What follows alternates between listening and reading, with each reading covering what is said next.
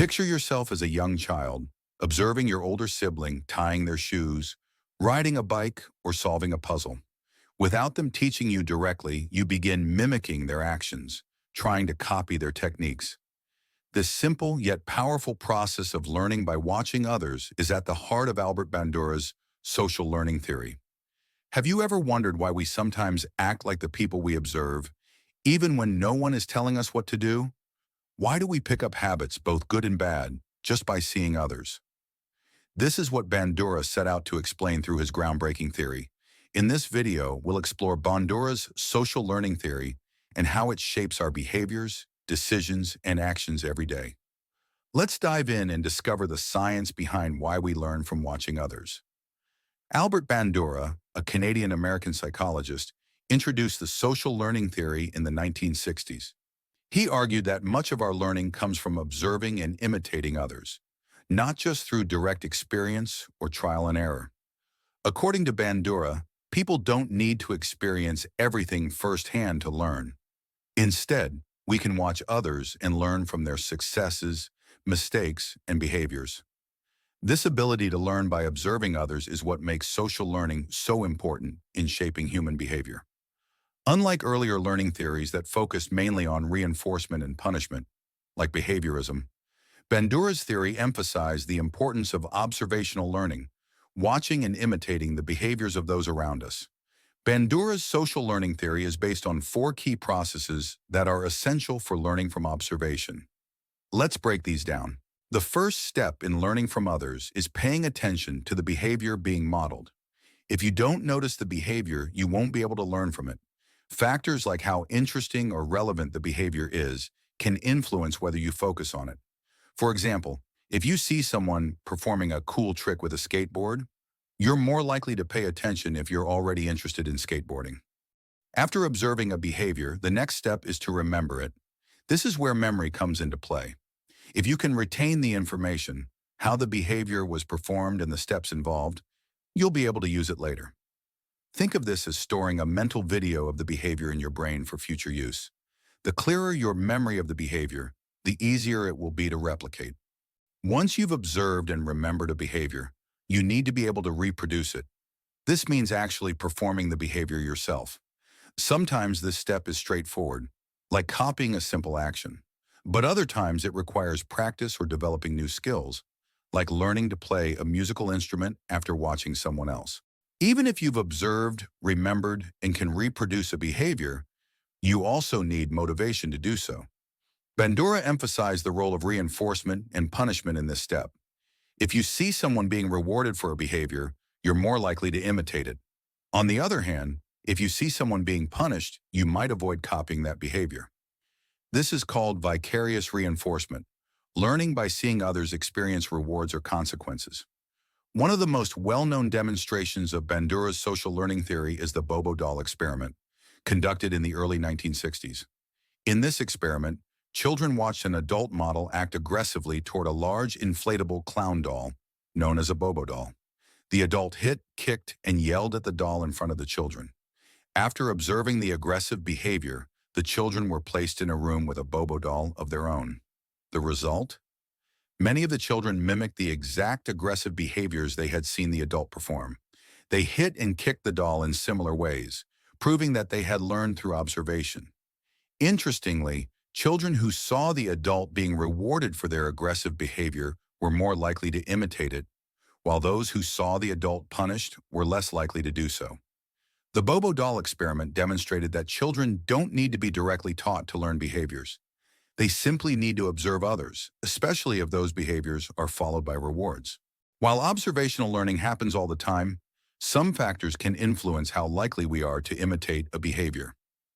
Here are some key factors that affect social learning. Who we watch matters.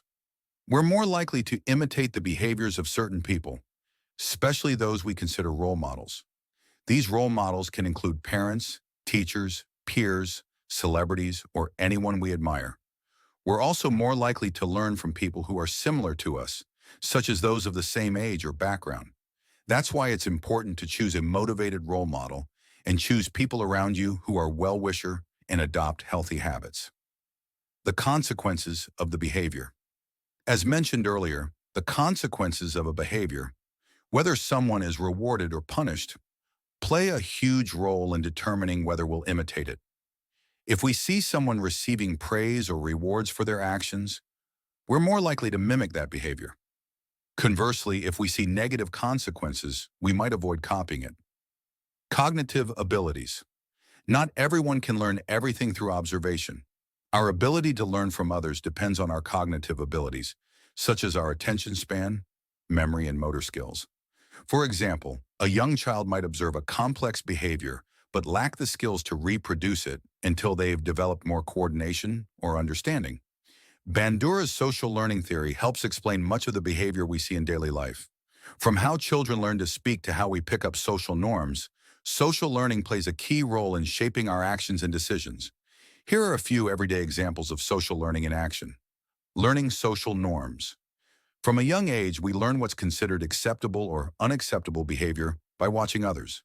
For example, children observe their parents and peers to understand how to behave in social situations, whether that's saying please and thank you, or understanding when it's appropriate to speak or stay quiet. Influence of media. The media plays a powerful role in social learning. TV shows, movies, and social media all model behaviors that viewers, especially young people, may imitate. For instance, if a popular TV character exhibits a certain attitude or action, fans of the show may begin to mirror those behaviors in real life. This is why the portrayal of violence, stereotypes, and other behaviors in media is such a hot topic. It can influence viewers' actions. Workplace learning. In professional settings, social learning happens all the time.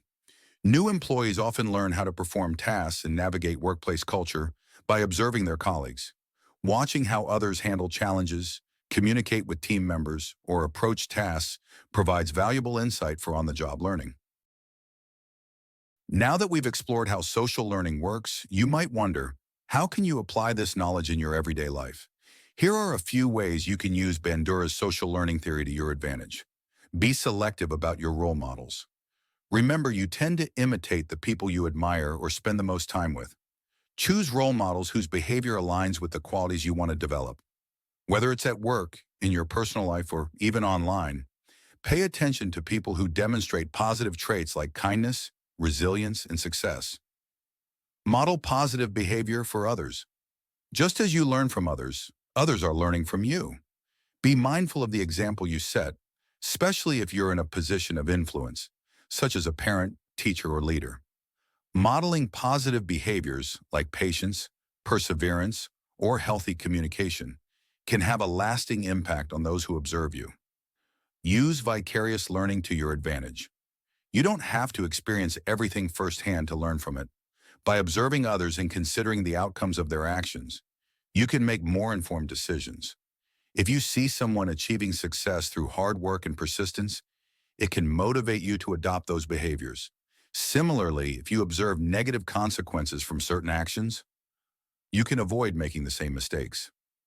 Albert Bandura's social learning theory has given us a deep understanding of how we learn by watching others.